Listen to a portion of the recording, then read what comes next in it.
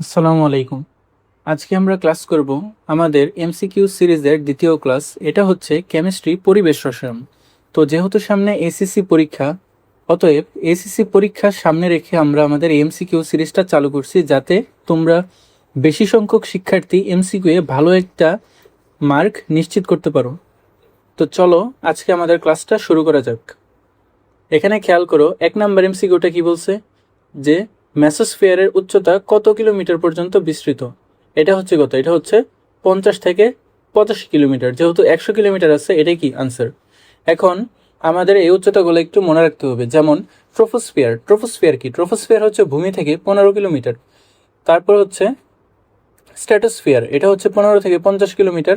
আর স্ট্র্যাটোস্ফিয়ারে কি? O3 থাকে। O3 হচ্ছে ওজোন স্তর। মেসোস্ফিয়ার, মেসোস্ফিয়ার হচ্ছে কত? 50 থেকে 85 কিলোমিটার। তো আশা করি তোমরা এটুকু ক্লিয়ারলি বুঝতে পারছো। পরে দেখো, বায়ুমণ্ডলের স্ট্র্যাটোস্ফিয়ারের স্তরের প্রধান উপাদান কোনটি? স্ট্র্যাটোস্ফিয়ারের কথা বলছে, প্রধান উপাদান কোনটি? মাত্র পড়াইছি ওজন, তাহলে এটা কি হবে? ওজন স্তর। পরে বলছে বায়ুমণ্ডলের হোমোস্ফিয়ারের নিচের কোনটি থাকে না? মিথেন থাকে না। এগুলো একটু মুখস্থ করবা তোমরা, বুঝছো? দেখা গেছে এই প্রশ্নগুলা সরাসরি চলে আসতে পারে। বায়ুমণ্ডলের কোন স্তরের তাপমাত্রা সর্বাপেক্ষা বেশি? কোন স্তরের তাপমাত্রা সর্বাপেক্ষা বেশি হবে? এটা কি হবে? এটা হবে থার্মোস্ফিয়ার। বুঝতে পারছো? এখন চলো নেক্সট প্রশ্নগুলো আমরা সলভ করি। এখানে দেখো, এখানে প্রথম 5 নম্বর কোশ্চেনটা বলছে বায়ুমণ্ডলের শীতলতম অঞ্চল কোনটি? সবসময় মাথায় রাখবা, বায়ুমণ্ডলের শীতলতম অঞ্চল হচ্ছে মেসোস্ফিয়ার। কেন? কারণ মেসোস্ফিয়ারের যে তাপমাত্রা, এটা কত? এটা হচ্ছে -93 ডিগ্রি সেলসিয়াস। তার মানে একটু আইডিয়া করতে পারতেছো এটা কতটা ঠান্ডা।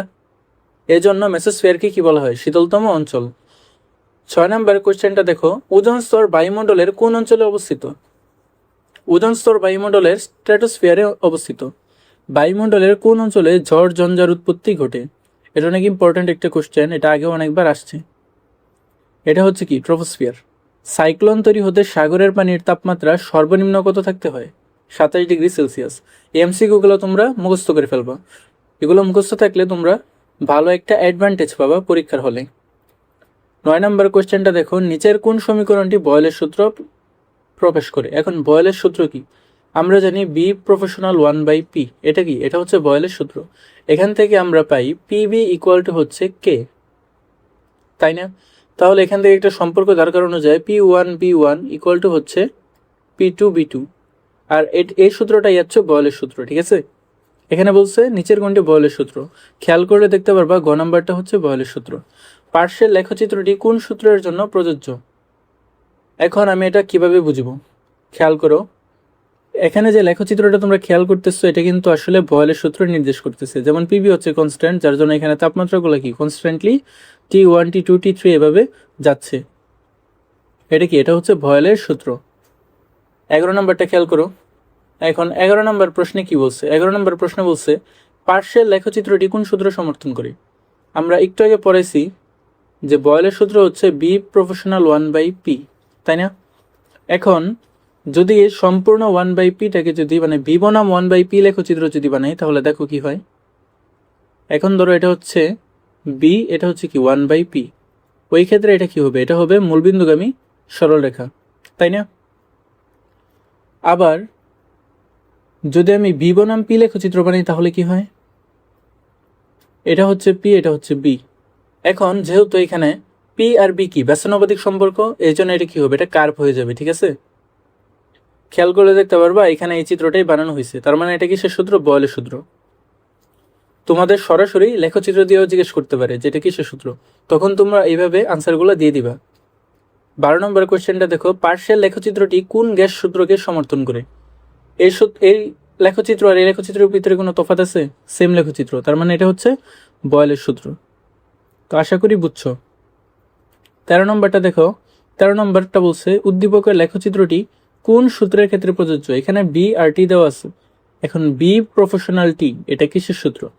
আয়তন তাপমাত্রার সমানুপাতিক, এটা হচ্ছে চার্লসের সূত্র।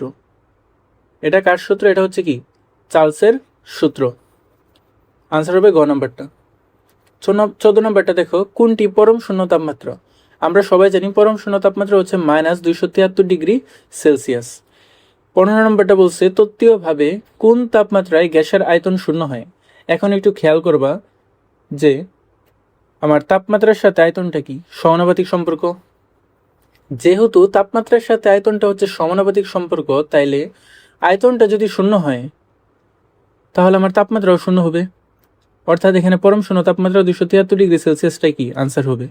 আদর্শ গ্যাসের সমীকরণ কত বা কোনটি? আদর্শ গ্যাসের সমীকরণ কোনটি? এখন আদর্শ গ্যাসের সমীকরণকে প্রকাশ করে পিবি ইকুয়াল টু এনআরটি দ্বারা। এখানে এন কে ভাঙানো যায়, এন হচ্ছে কি মোল সংখ্যা, এটাকে ভাঙাইলে হয় ডাব্লিউ বাই এম। এখানে ডাব্লিউ হচ্ছে কাজ বা পরিমাণ, এম হচ্ছে কি আণবিক ভর, আর টি। এখন এখান থেকে আরও সম্পর্ক আমি দ্বারা করাইতে পারি। এখন এমটা যদি এই পাশে নিয়ে আসি তাহলে হয় P M equal to W by B R T. একটু খেয়াল করলে দেখতে পারবা এই ডাব্লিউ বাই বি যে আছে এটাকে কি লেখা যায় ঘনত্ব, আর কেমিস্ট্রিতে ঘনত্বকে ডি দ্বারা প্রকাশ করে, ডি আর টি। এই পাশে থাকবে পি এম, রাইট। এখন দেখো আমি যদি ডিটাকে নিয়ে আসি ঘনত্ব বের করতে চাই তাহলে হবে পি এম, এখানে আর টি গুণাকারে আছে ওই পাশে গিয়ে ভাগ হবে তাহলে আর টি। এটা হচ্ছে কি একটা ইম্পর্ট্যান্ট ফর্মুলা, তো এই ফর্মুলাটা তোমরা একটু মুখস্থ করে ফেলবা। তাহলে এখানে আদর্শ গ্যাসের সমীকরণ কোনটি? আদর্শ গ্যাসের সমীকরণ হচ্ছে পিবি ইকুয়াল টু এনআরটি।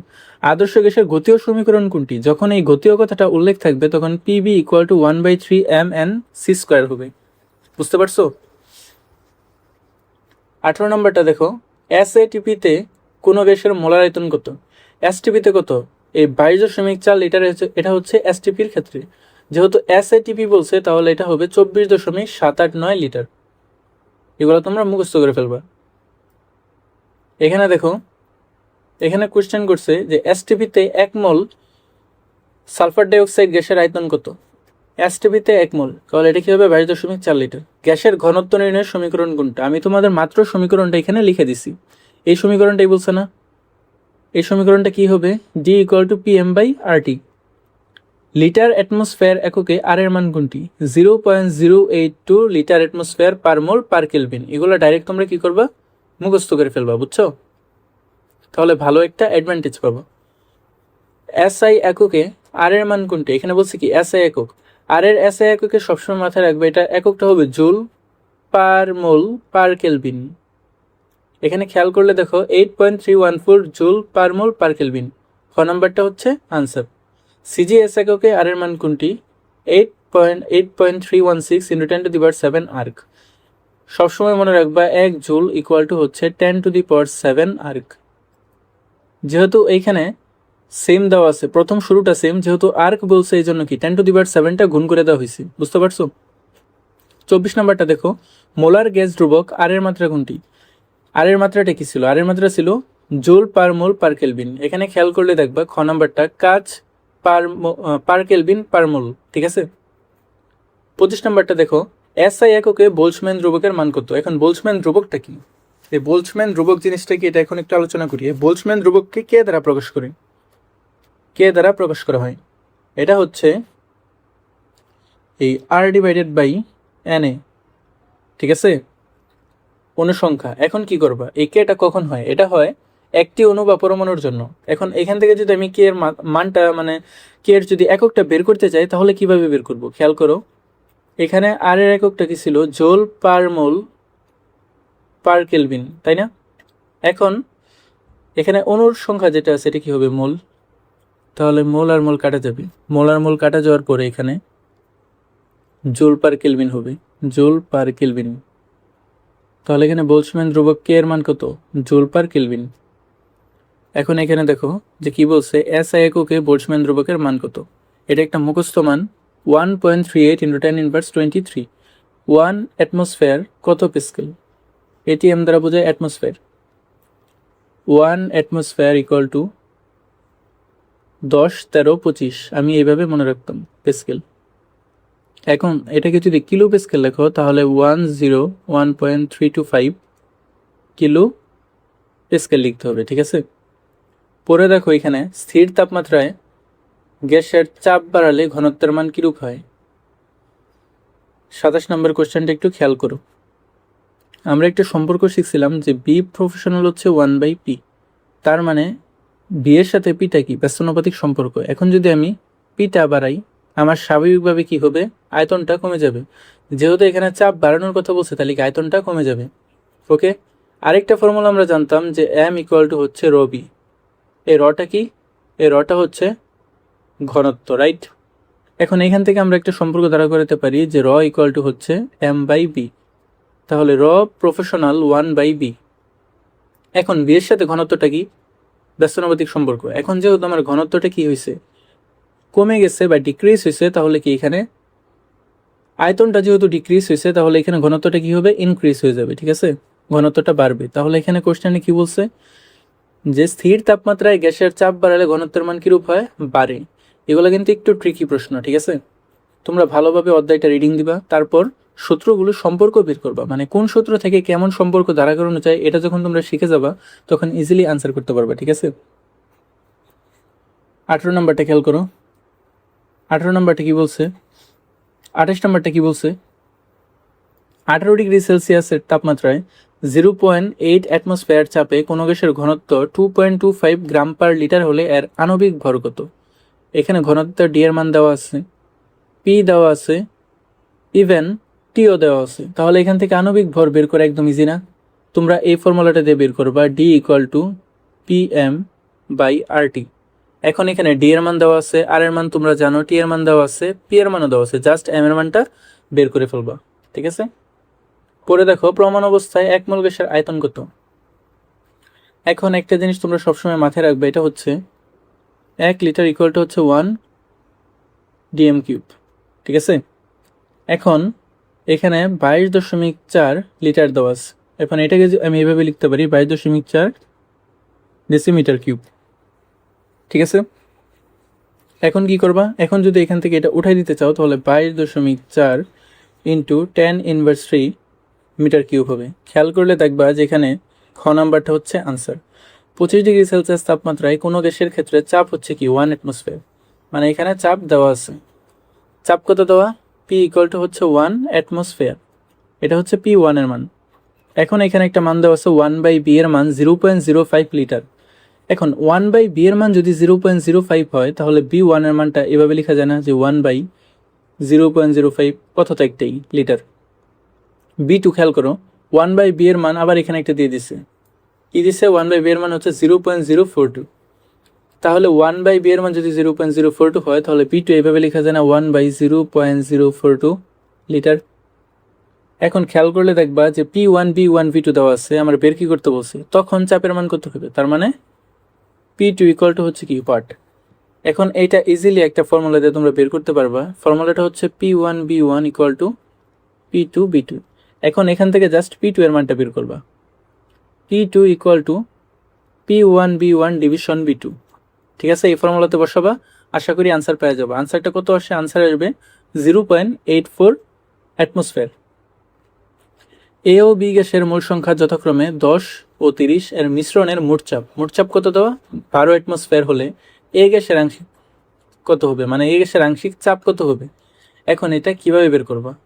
খেয়াল করো, এটা বের করার জন্য আগে এখানে আমার বুঝতে হবে যে কার আংশিক চাপ চাইছে। আংশিক চাপ চাইছে এর, তাহলে আংশিক চাপ কি?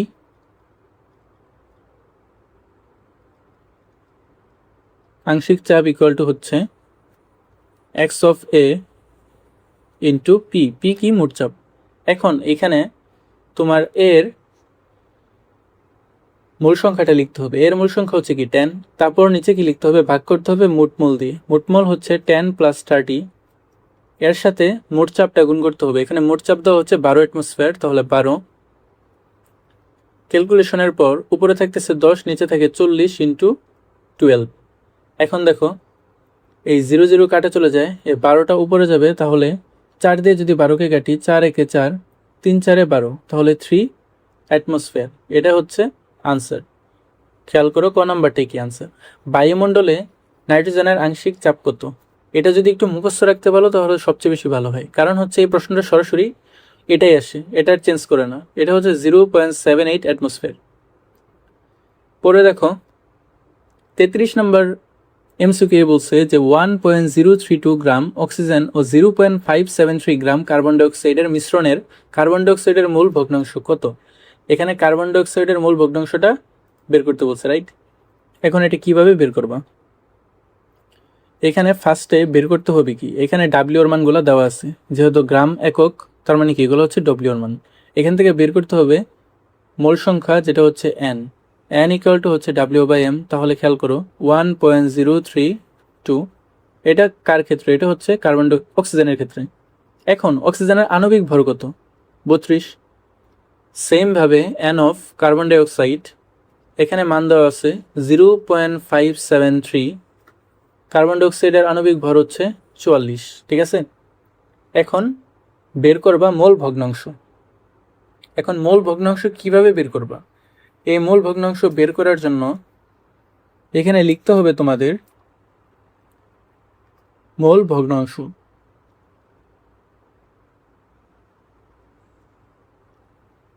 মোল ভগ্নাংশ ইকুয়াল টু, একটু খেয়াল করলে দেখবা বের করতে বলছে কার্বন ডাইঅক্সাইডের মোল ভগ্নাংশ, তাহলে উপরে কার্বন ডাইঅক্সাইড এটা হবে 0.573 ডিভিশন 44, নিচে কি মোট মোল লিখতে হবে, তাহলে লিখতে হবে 1.032 ডিভিশন 32 প্লাস 0.573 ডিভিশন কত 44।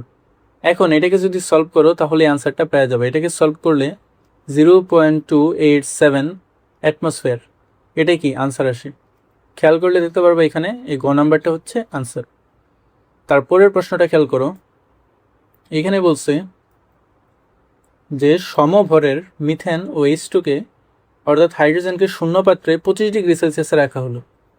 H2 এর আংশিক চাপ মোট চাপের ভগ্নাংশ কোনটি। আচ্ছা, এই প্রশ্নটা একটু ট্রিকি। এখানে বলছে কি সমভর, সমভর মানে যদি আমি CH4 এর ভরটা যদি আমি কথার কথা x ধরি, তাহলে এখানে H2 এর ভর কত হবে, x হবে, তাই না। এখন আমার ফার্স্টে বের করতে হবে মোল সংখ্যা। এখন n অফ CH4 এটা যদি বের করি তাহলে উপরে আমি এটা লিখতে পারি না m ডিভিশন m, ঠিক আছে। উপরেরটা ভর, নিচেরটা কি আণবিক ভর। এখন খেয়াল করো, তাহলে উপরে থাকতেছে x, আর মিথেন যে আছে এই মিথেনকে যদি আমি মিথেনের আণবিক ভরটা বের করি, এখানে হাইড্রোজেন আছে 4টা, কার্বন কি 12, তাহলে এখানে 16 থাকে।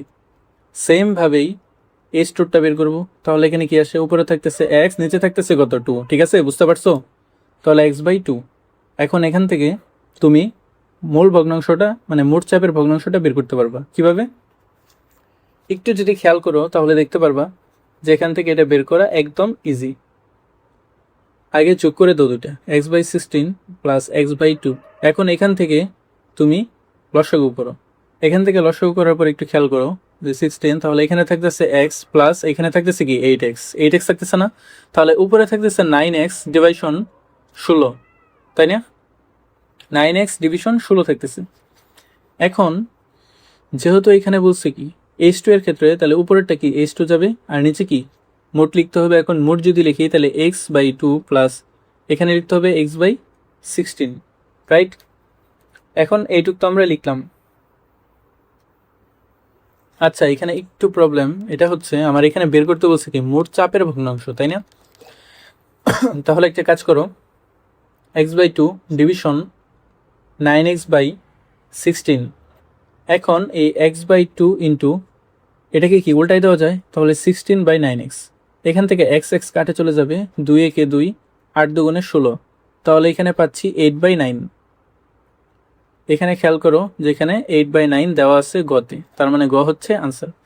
পার্শ্বের গ্যাস পাত্রের স্টক খোলা অবস্থায় মোট চাপ P ইকুয়াল টু হচ্ছে, মোট চাপের মান দেওয়া আছে কত 200 mmHg হয়, তাহলে Na 6 মোল, Nb হচ্ছে কি 14 মোল, ঠিক আছে না। তাহলে এখন মোট মোলটা আগে আমার বের করতে হবে। মোট মোল কত এখানে, মোট মোলটা হচ্ছে N ইকুয়াল টু 14 প্লাস 6, তাহলে এটা থাকতেছে কত 20 বা 20।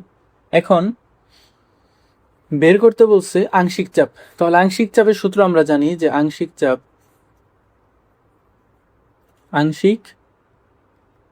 ইকুয়াল টু, যেহেতু এখানে বের করতে বলছে এ গ্যাসের ক্ষেত্রে, তাহলে x of a into P. পিটা কি, পিটা হচ্ছে কি মোট চাপ। এখন এটা বের করা হচ্ছে একদম ইজি। এটা কিভাবে বের করবা? এটা বের করার ক্ষেত্রে আগে লিখতে হবে কি, এক্স অফ এ এর মোলটা কত ছিল, 6 ছিল, আর মোট মোলটা কত ছিল, দুইটার মোট মোল আমি যোগ করে পাইছি এখানে 20, তাহলে 20 লিখলাম। পি এর মান দেওয়া আছে কত, 200। এখন এখান থেকে 20 কাটে চলে গেলে থাকে 10, তাহলে এখান থেকে আনসার পাচ্ছি আমি 60 অ্যাটমসফিয়ার। এই যে এখানে ফার্স্ট নাম্বারটাই হচ্ছে কি আনসার, ক নাম্বারটাই আনসার। এটাকে যেহেতু এইচজি দেওয়া আছে, তাহলে এটাকে কি এইচজিতে লিখতে হবে। ওকে, পরে দেখো এসটিপিতে 3.2 গ্রাম একটি গ্যাস এত লিটার আয়তন দখল করলে গ্যাসটি কোনটি হতে পারে? গ্যাসটা কোনটা হতে পারে? এটা হচ্ছে অক্সিজেন হবে। এখন কিভাবে অক্সিজেন হবে এটা তোমরা বের করতে পারবা। আমি এতক্ষণ সেম প্রসেসের অনেকগুলো ম্যাথ দেখাইছি, ওই সেম প্রসেস অ্যাপ্লাই করে এটা বের করবা। 37 নম্বরটা খেয়াল করো, 0.5 মোল নাইট্রোজেন এবং 0.3 মোল অক্সিজেন একত্রে মেশানো হলো, তাহলে অক্সিজেনের মোল ভগ্নাংশ কত? এখানে কিন্তু দুইটারই মোল দেওয়া আছে, খেয়াল করছো?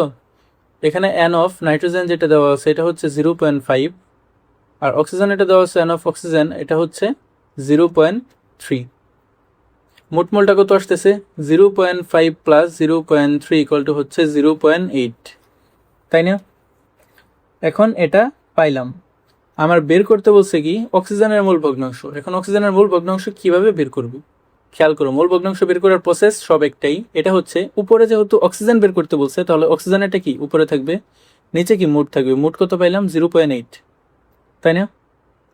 এখন 0.3 ডিভাইডেড বাই 0.8, তাহলে এখান থেকে পয়েন্ট পয়েন্ট যদি ক্যান্সেল আউট করে দিই তাহলে 3/8 আসে। এখন এখানে অপশনে 3/8ও থাকতে পারে, আবার যদি 3/8কে আমি ভাঙাই তাহলে 0.317 এটা আসতেছে, বুঝছো? তাহলে আনসারটা হবে গ নাম্বারটা 0.375। আমি একটু উল্টা লিখছি, ঠিক আছে? এখানে এটা হবে না, এখানে হবে 0.375। ঘ নাম্বারটা হচ্ছে আনসার। পরে হচ্ছে 6 মোল অক্সিজেন এবং 14 মোল নাইট্রোজেন একত্রে মেশানো হলো মিশ্রিত গ্যাসের চাপ দেওয়া আছে। এটা হচ্ছে কি মিশ্রিত গ্যাসের মোট চাপ যেটা, এরপরে অক্সিজেনের আংশিক চাপ কত। এখন এটা তোমরা বের করবা। এই ম্যাথ আর একটু আগে যে এই ম্যাথটা করছি 35 নাম্বার, এটা হচ্ছে সেম ম্যাথ, আনসার হবে কি 60। তারপর বলছে গ্যাসের ব্যাপন হারের সাথে সম্পর্ক আছে কোনটির। এখন গ্যাসের ব্যাপন হার কি, এই ফর্মুলাটা তোমরা সবাই আশা করি শিখছো, যে আর প্রপোর্শনাল 1/√m। এটা কোথা থেকে আসে, এটা আসে R1 divided by R2 equal to √m2 divided by m1, right, equal to √d2 divided by d1। এখন এইখান থেকে সম্পর্ক আসতেছে কি, এটা হচ্ছে কি ব্যাপন হার আর এটা আণবিক ভর, তার মানে ব্যাপন হারের সাথে সম্পর্ক আছে আণবিক ভরের। এইটুকু পর্যন্ত আশা করি তোমরা বুঝতে পারছো। তারপরে খেয়াল করো, একটা ম্যাথ আছে 40 নম্বরে, 25 সেন্টিমিটার কাঁচ নলের প্রথম মুখে HCl অর্থাৎ হাইড্রোক্লোরিক অ্যাসিড ও দ্বিতীয় মুখে হচ্ছে অ্যামোনিয়া গ্যাস একত্রে ঢুকলে NH4Cl অ্যামোনিয়াম ক্লোরাইড এর সাদা ধোঁয়া সৃষ্টি হয় কোথায়। এটা তারা প্রশ্ন করছে। এখন এটা হচ্ছে আসলে একটা প্রশ্ন, বুঝতে পারছো? এই প্রশ্নটার আনসারটা এটাই হবে যে প্রথম মুখ থেকে 10 সেন্টিমিটার ভিতরে, ঠিক আছে? মনে করো এটা হচ্ছে একটা কাঁচ নল, এটা হচ্ছে একটা কাঁচ নল। এখন প্রশ্ন করছে এই কাঁচ নলের পুরো যে দৈর্ঘ্যটা আছে এটা কি 25 সেন্টিমিটার, রাইট? এখন মনে করো এখান থেকে এদিকে আসতেছে, আবার এখান থেকে কি এদিকে আসতেছে, ইনফ্যাক্ট এইখানেই ওই সাদা ধোঁয়াটার সৃষ্টি হয়েছে যেটা হচ্ছে অ্যামোনিয়াম ক্লোরাইড। এখন তোমাকে বলছে যে ধরো এই পুরোটা যদি হয় 25, এটুককে যদি ধরো তুমি x, তাহলে এটা কি হবে 25 - x। এখন এটাকে তুমি কেমনে বের করবা? যেহেতু সময় এখানে একটাই, বলছে কি একসাথে ঢুকলে, তাহলে তুমি এটা কি লিখতে পারো, যে t সময়ে ধরো প্রবেশ করে x, সুতরাং এখন আর সময়ে কতটুকু হবে, এটা হবে কি x/t। তাহলে এখান থেকে আমি একটা সম্পর্ক পাইতেছি, এটা হচ্ছে r ইকুয়াল টু x/t। এখন এখানে r প্রফেশনাল x এটা তো লেখা যায়, এই r প্রফেশনাল x লেখা যায় না, তাহলে r1 division r2 equal two x1 division x2 এটাও লিখতে পারি। তাহলে সূত্রটা কি দাঁড়াবে, সূত্রটা দাঁড়াবে এটা যে x1 division x2 equal to √m2 division m1, right?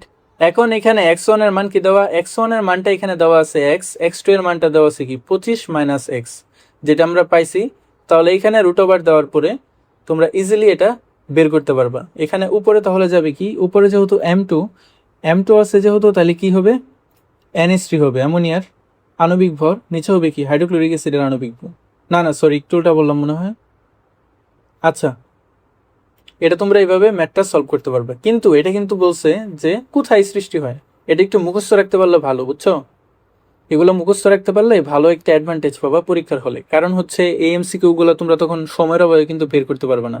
আর এই প্রশ্নটা খুবই কমন, এটা সিকিউ এর জন্য যেমন কমন, এমসিকিউ এর জন্য কি কমন। তো যদি এটা আসে তাহলে এই প্রশ্নটাই দিবে, আদারওয়াইজ অন্য কোনো প্রশ্ন নতুনভাবে তারা করবে না, ঠিক আছে? নিচে দেখো, নিচের কোনটি গ্রাহামের বেপন সূত্র? আমি একটু আগে তোমাদেরকে পড়াইছি গ্রাহামের বেপন সূত্র কোনটা, বা গ্রাহামের বেপন সূত্র হচ্ছে এইটা, R1 divided by R2 equal to root over M2 divided by M1 equal to root over D2 divided by D1। এখন ওইটাকে যদি তুমি ভাঙাও, খেয়াল করো, R1 divided by R2 equal to হচ্ছে root over M2 divided by M1। এখানে M2 এর উপরে রুট আছে, M1 এর উপরেও কি রুট আছে। এখন যদি তুমি আর গুণ করো তাহলে খেয়াল করো, R1 root M1 equal two R2 root M2। তাহলে দেখবা ক নাম্বারটি কি, ক নাম্বারটি হচ্ছে আনসার। নিচের কোন গ্যাসটির ব্যাপন হার বেশি? এখন তোমাদেরকে একটা সম্পর্ক শেখায়, ব্যাপন হার কি, ব্যাপন হারের সাথে R প্রফেশনাল 1/√m, অর্থাৎ আণবিক ভরের সাথে হচ্ছে ব্যাপন হার ব্যস্তানুপাতিক সম্পর্ক। যদি আণবিক ভর কম থাকে তাহলে তার ব্যাপন হার কি হবে, বেশি হবে। এখানে বলছে নিচের কোন গ্যাসটির ব্যাপন হার বেশি হবে। আমরা এখানে খেয়াল করব কার আণবিক ভর হচ্ছে সবচেয়ে কম, হাইড্রোক্লোরিক অ্যাসিড। এখানে হচ্ছে 35.35, এটা কি 35.5 হবে NH3, এখানে 3, এখানে 14, এটা হচ্ছে 17, এটা হবে 16। আচ্ছা, এখানে একটু খেয়াল করো, এখানে মিথেন যে আছে এটার আণবিক ভর হচ্ছে সবচেয়ে কম, তাহলে এটার ব্যাপন হার কি হবে, সবচেয়ে বেশি হবে। একই শর্তাধীন নিচের কোন গ্যাসটি বেপিত হতে অধিক সময় লাগবে? এটা হচ্ছে সেম টাইপ, বেবিত হতে অধিক সময় লাগবে। এখন একটু খেয়াল করবা, এখানে যার ব্যাপন হার বেশি, ঠিক আছে, মানে যার আণবিক ভর বেশি সেখানেই তো অধিক সময় লাগবে। তাহলে এখানে খেয়াল করো সব থেকে বড় কি, সব থেকে বড় হচ্ছে কি সালফার ডাইঅক্সাইড। তার মানে এটার আণবিক ভর যেহেতু বেশি, তাহলে এটা বেবিত হতে কি অধিক সময় লাগবে, এক্সট্রা টাইম তারা লাগাবে, ঠিক আছে?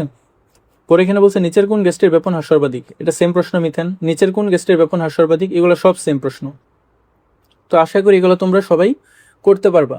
এখন আমরা বেশ কিছু এমসিকিউ সলভ করলাম, কিন্তু দেখা গেছে যে সব এমসিকিউ এখনো কভার হয় নাই। যেহেতু অনেক এমসিকিউ এখনো বাকি আছে, তাহলে আমরা নেক্সট আরেকটা ক্লাসে বাকি এমসিকিউগুলো কভার করার চেষ্টা করব। তোমাদের কাজ কি, তোমরা এই ধরে ধরে বইয়ের পিছনের যত এমসিকিউ আছে সব এমসিকিউগুলো সলভ করবা। এগুলো কিন্তু সবগুলো বোর্ড কোশ্চেন, খেয়াল করো, এটা হচ্ছে Dhaka board, Jessore board, Barishal board. তার মানে এগুলো হচ্ছে কি সবগুলা প্রিভিয়াস বোর্ড ইয়ারের কোশ্চেন। তোমরা যদি এগুলো সলভ করো তাহলে দেখতে পারবা যে এখান থেকে অনেকগুলো টাইপ কমন চলে আসছে, তখন তোমাদের প্রিপারেশনটা আরও অনেক ভালো হবে, ঠিক আছে? তো আশা করি ভালো থাকো, সুস্থ থাকো, নেক্সট ক্লাসে তোমাদের সাথে দেখা হবে ইনশাল্লাহ। ঠিক আছে, থাকো তাহলে, আল্লাহ হাফিজ।